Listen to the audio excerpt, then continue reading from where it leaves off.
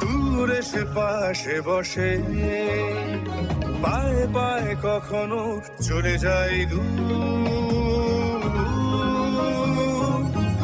এ জীবন উদযাপনের সুর, radio radio জাদু, এগিয়ে চলার সুর, রেডিও রেডিও জাদু। 90.8 megahertz community radio, Jadavpur university. মুক্ত চিন্তার পথে ভিন্ন মননের খোঁজ, কমিউনিটি রেডিও যাদবপুর। আপনারা শুনছেন কমিউনিটি রেডিও যাদবপুর 90.8 মেগাহার্টজ। এই বেতার সম্প্রচারটি যাদবপুর বিশ্ববিদ্যালয়ের technical education quality improvement programme TEQIP-র অংশ। শুরু হচ্ছে আমাদের বিশেষ অনুষ্ঠান ম্যাটিক্স কৃষি পাঠশালা। এই অনুষ্ঠানে আমরা ভূমি সুরক্ষা এবং চাষবাসের নানান দিক নিয়ে আলোচনা করব। 90.8 কমিউনিটি রেডিও JU-তে এই বিশেষ অনুষ্ঠান শুনবেন সপ্তাহে 3 দিন। সঙ্গে থাকবেন কৃষক এবং কৃষি বিশেষজ্ঞরা। ভারত সরকারের রাসায়নিক ও সার মন্ত্রকের উদ্যোগে এবং ম্যাটিক্স ফার্টিলাইজার অ্যান্ড কেমিক্যালস লিমিটেডের সহায়তায় অনুষ্ঠানটি সম্প্রচার করা হচ্ছে।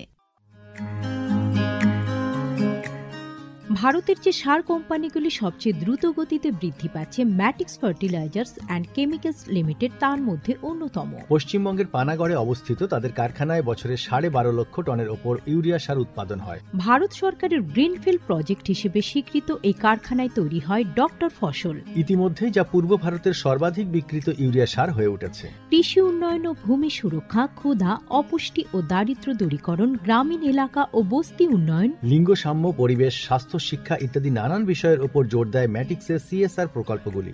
ম্যাটিক্স এক সবুজ ভবিষ্যতের অঙ্গীকার।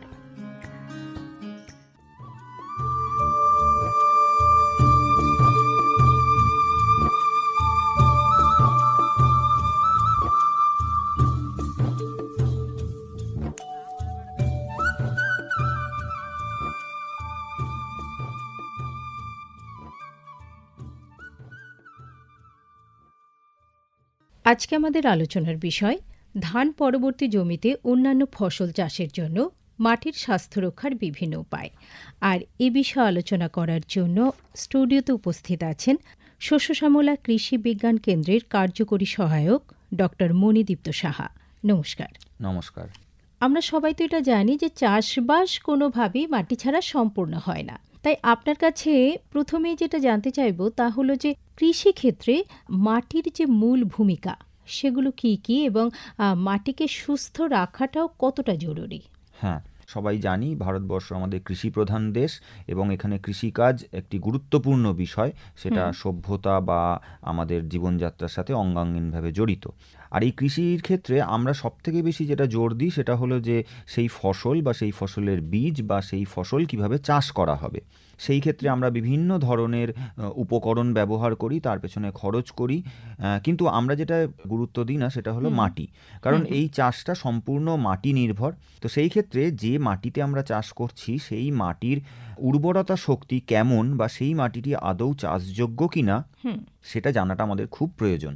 কারণ আমরা যে মাটির ওপরে দাঁড়িয়ে চাষ করি, অর্থাৎ একটি গাছের বীজ সেইখানে অঙ্কুরিত হয়ে বড় হয় এবং ভবিষ্যতে ফল বা উৎপাদন দেয়, সেই মাটি কিভাবে গাছের খাদ্য, যেটাকে আমরা সহজ ভাষায় বলি নিউট্রিয়েন্টস, সেটা গাছের কাছে পৌঁছে দেয় বা গাছের কাছে সহজলভ্য হয়, সেটা খুব গুরুত্বপূর্ণ বিষয়।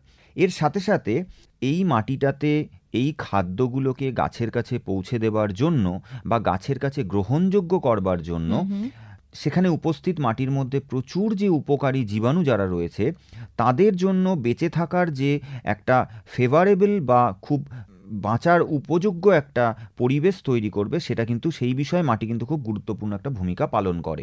বেশ, আমরা যখন এই সুস্থ মাটির কথা ভাবি সেই ক্ষেত্রে সবার প্রথম যেটা হয় সেটা হলো যে সেই সুস্থ মাটি কিভাবে গাছকে খাদ্যের যোগান দেবে। সেখানে ব্যবহৃত সার যা আছে সেই সারকে খুব সহজে সেটা ভেঙে গাছের গ্রহণযোগ্য রূপে পরিবর্তিত করবে এবং মাটির সবথেকে দামি জিনিস যেটা সেটা হলো মাটির মধ্যে যে জীবাণুকুল বা অণুজীবের যে পরিবেশ বা তন্ত্র রয়েছে তাকে কার্যকরী করবে। তো এই আচ্ছা। বিষয়টা যতক্ষণ না অবধি ভালো থাকবে ততক্ষণ অবধি সেখানে কিন্তু সুষ্ঠুভাবে বা সুস্থায়ীভাবে কৃষিকাজ করা যাবে না। তার মানে মাটিকে সুস্থ থাকতে হবে। অবশ্যই। তো এই মাটির স্বাস্থ্য ভালো বলতে আমরা কি বুঝি? হ্যাঁ, মাটির স্বাস্থ্য, আমরা যেমন ফসলের স্বাস্থ্য, প্রাণীর স্বাস্থ্য এগুলো নিয়ে খুব আমরা কনসার্ন বা চিন্তিত, সেইভাবে ঠিক মাটির স্বাস্থ্য সম্পর্কেও কিন্তু আমাদের চিন্তিত হতে হবে। কারণ দীর্ঘদিন ধরে আমরা সেই মাটিতে রাসায়নিক সারের ব্যবহার বা অন্যান্য কৃষি পদ্ধতির মাধ্যমে আমরা সেই মাটির যে উর্বরতা শক্তি তাকে আমরা ক্ষয় করে এনেছি। ফলে কি হয়েছে, সেই মাটি গাছকে তার গ্রহণযোগ্য খাদ্যের যোগান সঠিকভাবে দিতে পারছে না।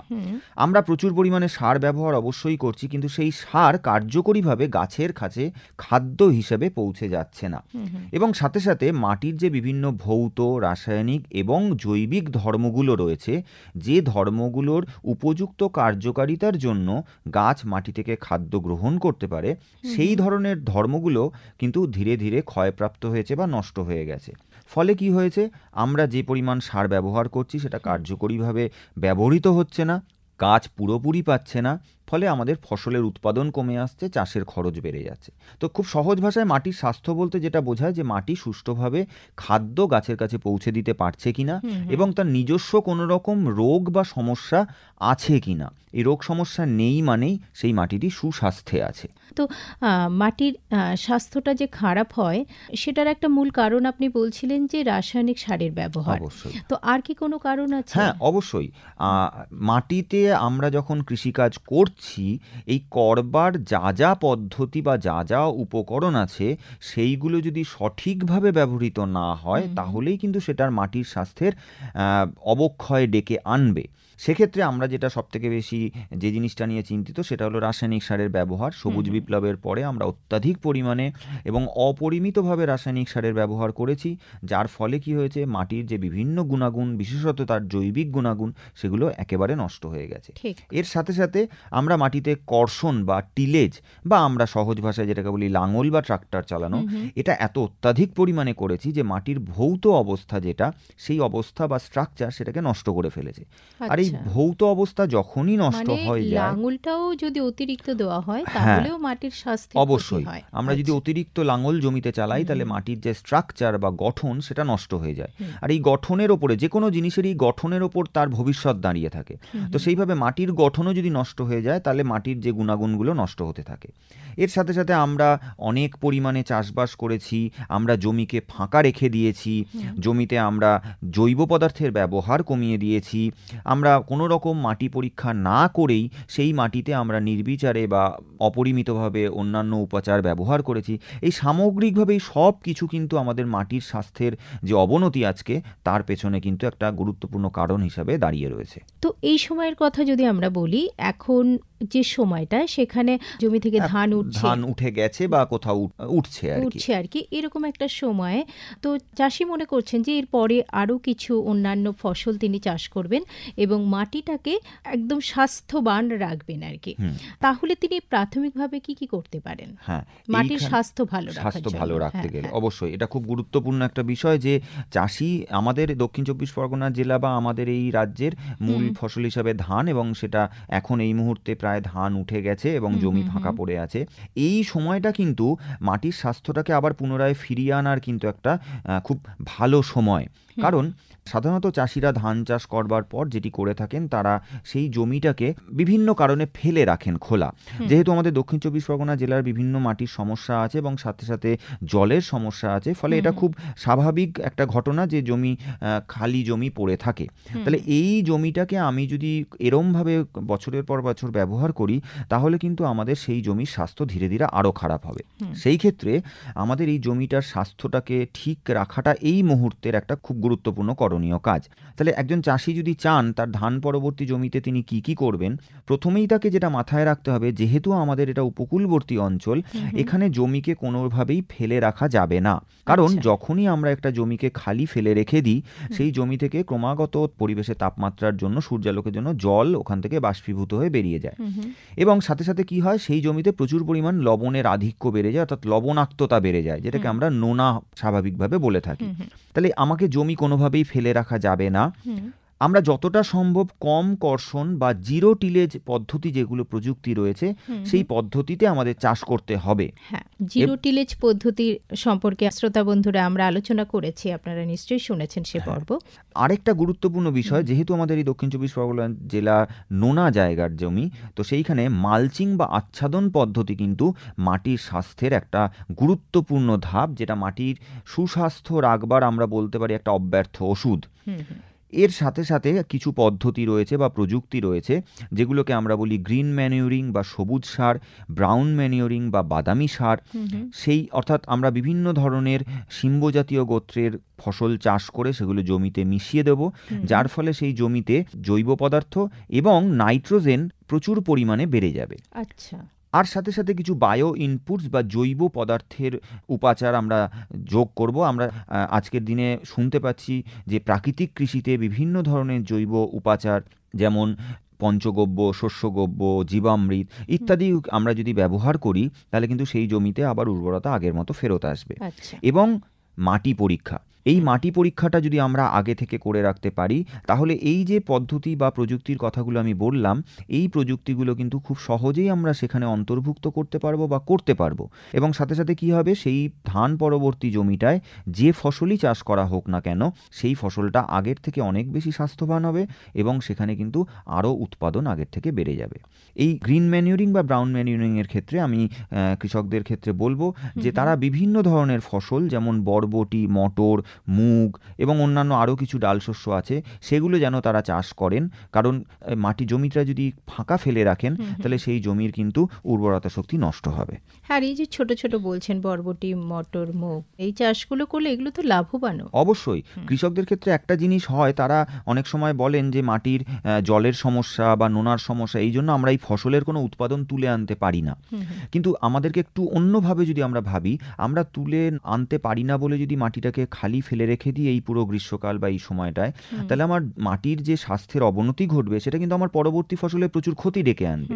কিন্তু আমরা যদি এই ফসলগুলো খুব সহজে জমিতে ফেলে দিয়ে একটু রোপণ করে একটু চাষ করে নিই, আমরা হয়তো উৎপাদন একটু কম পাবো, কিন্তু পরবর্তী আগামী কিছু প্রজন্মের জন্য কিন্তু ওই মাটিটার উর্বরতা শক্তি অনেক বেড়ে যাবে, যেটা আমার পরবর্তী ফসলে উৎপাদন বাড়াবে এবং লাভও বাড়াবে। মানে আপনি বলছেন যে কখনোই ফাঁকা জমিটা, চাষযোগ্য জমিটা ফেলে রাখা উচিত নয়? কখনোই জমিকে ফাঁকা ফেলে রাখা উচিত নয়। তাতে কি হয়, একদিকে যেমন আমাদের সেই জমিটা থেকে বিভিন্ন রকমের মাটির যে গাছের যে খাদ্য উপাদান, বিশেষত কার্বন, নাইট্রোজেন, এগুলো কিন্তু উড়ে বেরিয়ে যায়, ফলে আমরা সেই লসটা আমাদেরকে সহ্য করতে হয়। এবং সাথে সাথে মাটিতে কিন্তু লবণের পরিমাণ বাড়ে, প্রচুর তাপমাত্রা বাড়ে, এবং এসবের জন্য মাটিটাকে বাঁচিয়ে রাখার পেছনে যে দায়ী যে অণুজীবের যে জীবতন্ত্র সেটা পুরোপুরি নষ্ট হয়ে যায়, তাদের যে সাম্যাবস্থা বা ব্যালেন্স সেটা কিন্তু নষ্ট হয়ে যায়। ফলে কি হয়, পরবর্তীতে আমরা যখন চাষ করতে যাই সেক্ষেত্রে আমরা ফসলের ভালো উৎপাদন পাই না। এর সাথে সাথে আমাদের ওই জমিতে কিন্তু অন্যান্য ফসল চাষ করতে গেলে সারের যে রিকোয়ারমেন্ট বা চাহিদা সেটা কিন্তু আগের থেকে অনেক বেড়ে যায়। ফলে আমরা যদি এই ধরনের প্রযুক্তিগুলো করে থাকি, বিশেষত সেই জমিটায় আমি এমন কিছু ফসলের চাষ করলাম যেটা আমার জমিটাকে ঢেকে রেখে দিল, যেটাকে আমরা কভার ক্রপ বলি বা আচ্ছাদন পদ্ধতি, বা আমরা যদি সেই জমিতে এরকম কিছু ডাল শস্যের চাষ করি, সেই জমিতে আমরা যদি সবুজ সার বা বাদামি সারের চাষ করি, তাহলে কি হলো, সেই জমিটা একদিকে যেমন এই সমস্যাগুলো তার মধ্যে জেগে উঠল না, আবার সাথে সাথে মাটিটার উর্বরতা শক্তিকে আগের থেকে অনেক বাড়িয়ে দিল। মুক্ত চিন্তার পথে ভিন্ন মননের খোঁজ, কমিউনিটি রেডিও যাদবপুর। আপনারা শুনছেন কমিউনিটি রেডিও যাদবপুর 90.8 মেগাহার্টজ। এই বেতার সম্প্রচারটি যাদবপুর বিশ্ববিদ্যালয়ের technical education quality improvement programme TEQIP-র অংশ। কমিউনিটি রেডিও JU 90.8 মেগাহার্টজে আপনারা শুনছেন ম্যাটিক্স কৃষি পাঠশালা। আর আজকের আলোচনার বিষয় ধান পরবর্তী জমিতে অন্যান্য ফসল চাষের জন্য মাটির স্বাস্থ্য রক্ষার বিভিন্ন উপায়। আর এ বিষয়ে আলোচনা করছেন শস্য শ্যামলা কৃষি বিজ্ঞান কেন্দ্রের কার্যকরী সহায়ক ডক্টর মণিদীপ্ত সাহা। আপনি বলছিলেন কখনোই জমি ফেলে রাখা যাবে না, আমরা বিরতির আগে পর্যন্ত শুনছিলাম এটা। এবং আপনি ওই ফাঁকা জমিতে ধরুন ধান চাষ হয়ে গেল, ধান কাটা হয়ে গেল, তারপরে সেই জমিতে আপনি ডাল শস্য লাগানোর জন্য কৃষক বন্ধুদের উৎসাহ দিলেন, কিন্তু সেখানে বরবটি, মটর, মুগ এই ধরনের চাষের কথা বললেন। আরও কি ডাল শস্য আছে যেখানে কিনা চাষিরা যদি চাষ করেন তাহলে লাভের মুখটা একটু বেশি করে দেখবেন? অবশ্যই অবশ্যই। আমি আগেই আলোচনা যেটা করলাম যে সাধারণত আমাদের এই দক্ষিণ চব্বিশ পরগনা জেলায় জলের সমস্যা রয়েছে, লবণের সমস্যা রয়েছে মাটিতে, সেই জন্য কৃষকরা বেশিরভাগই যা করেন তারা হয় জমিটাকে ফেলে রাখেন বা সেখানে বিভিন্ন ধরনের সবজির চাষ করেন।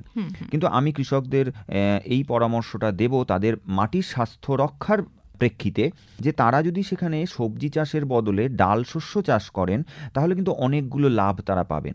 প্রথমত, সবজি চাষ করতে গেলে আমাকে সেই জমিটাতে কিন্তু আবার কর্ষণ বা লাঙল চালাতে হবে, যেটা সেই মাটির স্বাস্থ্যের পক্ষে খারাপ।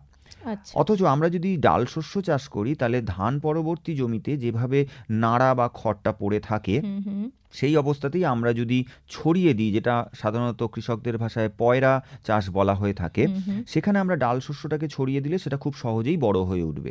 সেক্ষেত্রে আমরা বরবটি, মটর, মুগ ইত্যাদির সাথে সাথে আমরা কিন্তু খেসারি, সয়াবিন, অড়হর, কলাই, ছোলা, তিল, তিসি এরকম বিভিন্ন ধরনের ডাল শস্য আছে যেগুলোর সারের চাহিদা খুব কম, অথচ খুব সহজেই তারা বেড়ে উঠতে পারে। এই ধরনের ফসল তারা যদি চাষ করেন তাহলে কিন্তু তারা লাভবান হবেন।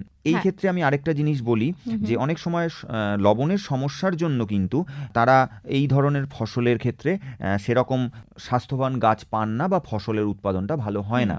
সেক্ষেত্রে সবকটি শস্যেরই কিন্তু লবণ সহনশীল জাত বাজারে এখন পাওয়া যায়। বিশেষত মুগের ক্ষেত্রে আমি যদি বলি IPM 2-3 বা পান্থ মুগ, এই দুটো জাত কিন্তু লবণ সহনশীল জাত এবং সাথে সাথে এর একটা সুবিধা রয়েছে যে এটা দুটো হারভেস্টিং বা দুবার ফসল তোলার মধ্যে দিয়েই এর পুরো ফসলটা তুলে আনা যায়। ফলে কি হয়, পরবর্তীতে লবণের সমস্যাটা আর গাছকে কোনো রকম ক্ষতি করতে পারে না। তো সেই জন্য আমি বারবার বলবো যে এই ধরনের ডাল শস্যগুলো তারা যদি চাষ করেন, এক তো মাটির জৈব বৈচিত্র্যগুলো বাড়বে, মাটির স্বাস্থ্য বাড়বে, মাটিতে বিভিন্ন ধরনের খাদ্য, মূলত নাইট্রোজেন, ফসফরাস এইগুলো বাড়বে।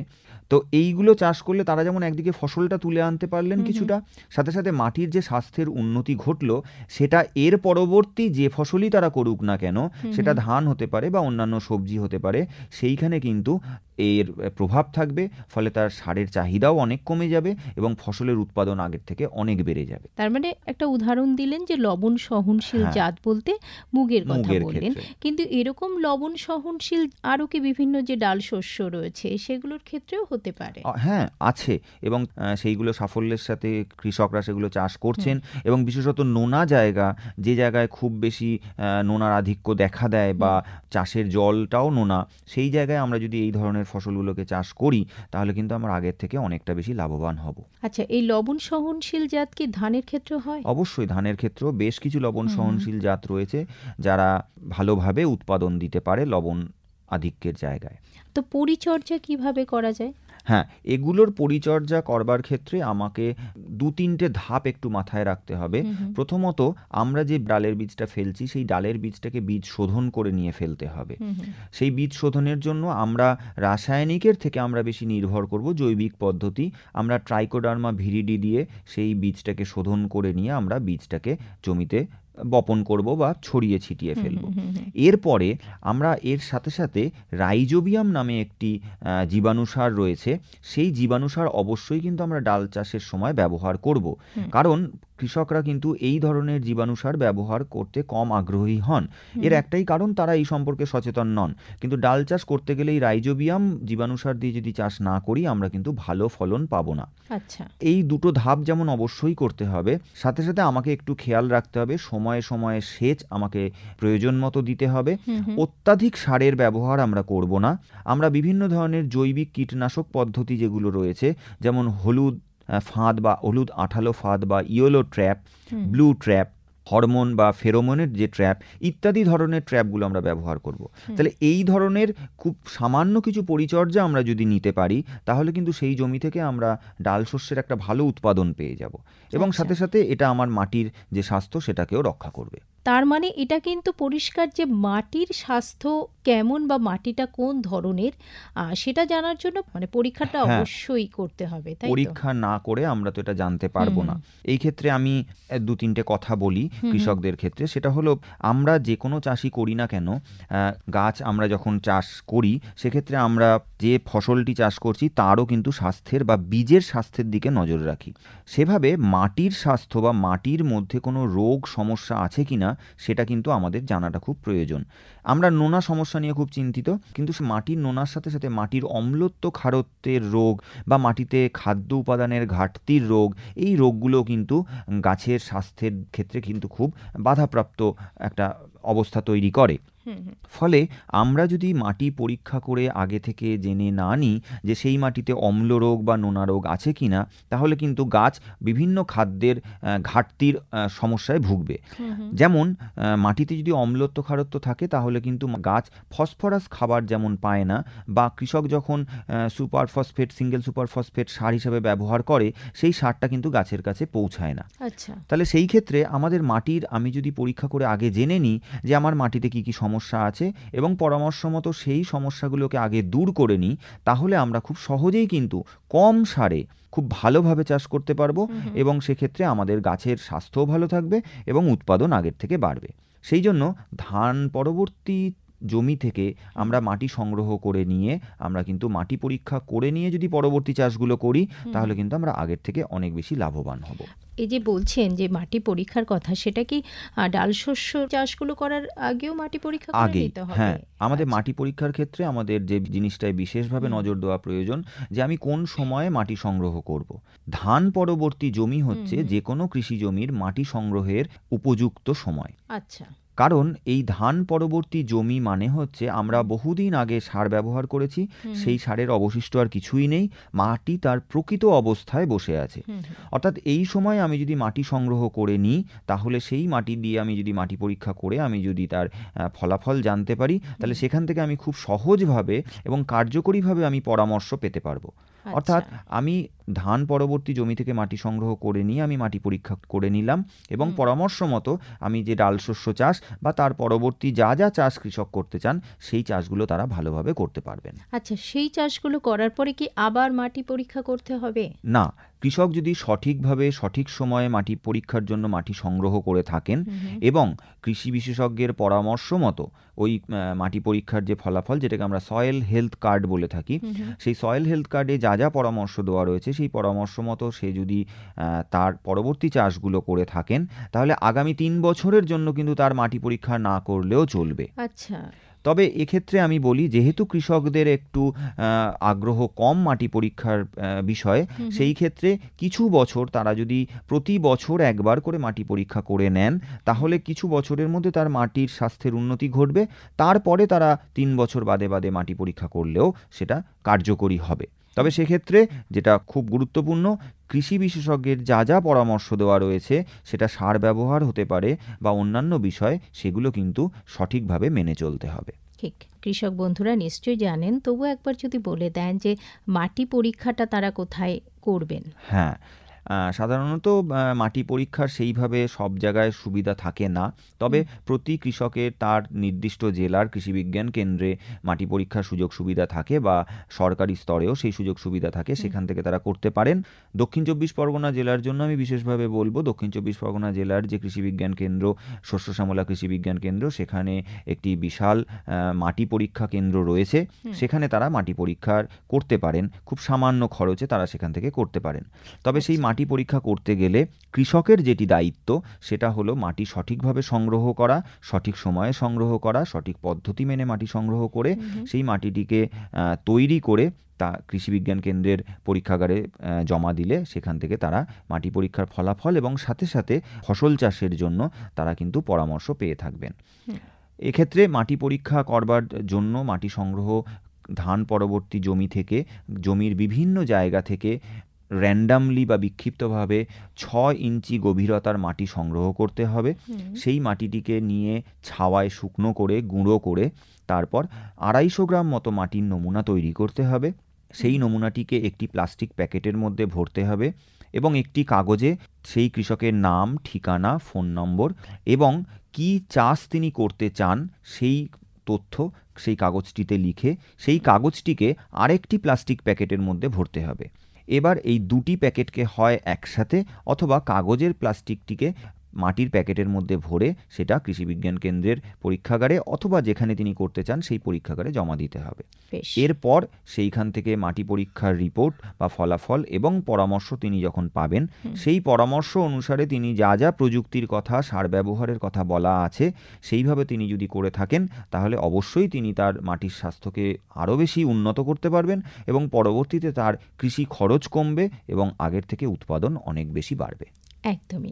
ধান পরবর্তী জমিতে অন্যান্য ফসল চাষ করতে হলে কিভাবে আপনি মাটির স্বাস্থ্য রক্ষা করবেন সেই উপায়গুলো আমরা শুনলাম ডক্টর মণিদীপ্ত সাহার কাছ থেকে, যিনি শস্য শ্যামলা কৃষি বিজ্ঞান কেন্দ্রের কার্যকরী সহায়ক।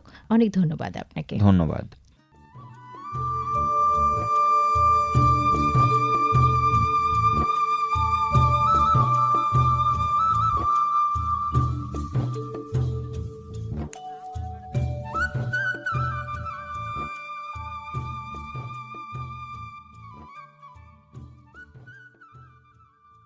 ম্যাটিক্স কৃষি পাঠশালায় আমাদের আজকের আলোচনার বিষয় ছিল ধান পরবর্তী জমিতে অন্যান্য ফসল চাষের জন্য মাটির স্বাস্থ্য রক্ষার বিভিন্ন উপায়। কেমন লাগলো এই অনুষ্ঠান আপনারা অবশ্যই আমাদের জানাতে পারেন 0332457262 এই নম্বরে। আর এছাড়া আপনারা আমাদের মেইলও করতে পারেন radioju@gmail.com এ। আর আমাদের এই বিশেষ অনুষ্ঠান আপনারা শুনতে পাবেন আমাদের নিজস্ব ইউটিউব চ্যানেল রেডিও জেইউতে। আজকের মতো এই পর্যন্তই। নমস্কার। নমস্কার। ভারতের যে সার কোম্পানিগুলি সবচেয়ে দ্রুত গতিতে বৃদ্ধি পাচ্ছে ম্যাটিক্স ফার্টিলাইজার্স অ্যান্ড কেমিক্যালস লিমিটেড তার মধ্যে অন্যতম। পশ্চিমবঙ্গের পানাগড়ে অবস্থিত তাদের কারখানায় বছরে 12.5 লক্ষ টনের ওপর ইউরিয়া সার উৎপাদন হয়। ভারত সরকারের গ্রিনফিল্ড প্রজেক্ট হিসেবে স্বীকৃত এই কারখানায় তৈরি হয় ডক্টর ফসল। ইতিমধ্যেই যা পূর্ব ভারতের সর্বাধিক বিক্রিত ইউরিয়া সার হয়ে উঠেছে। কৃষি উন্নয়ন ও ভূমি সুরক্ষা, ক্ষুধা, অপুষ্টি ও দারিদ্র্য দূরীকরণ, গ্রামীণ এলাকা ও বস্তি উন্নয়ন, লিঙ্গ সাম্য, পরিবেশ, স্বাস্থ্য, শিক্ষা ইত্যাদি নানান বিষয়ের উপর জোর দেয় ম্যাটিক্সের সিএসআর প্রকল্পগুলি। ম্যাটিক্স এক সবুজ ভবিষ্যতের অঙ্গীকার। দূরে সে পাশে বসে পায়ে পায়ে কখনো চলে যায় দূর। এ জীবন উদযাপনের সুর, রেডিও রেডিও যাদবপুর, এগিয়ে চলার সুর, radio radio Jadavpur. 90.8 MHz Community Radio, Jadavpur University.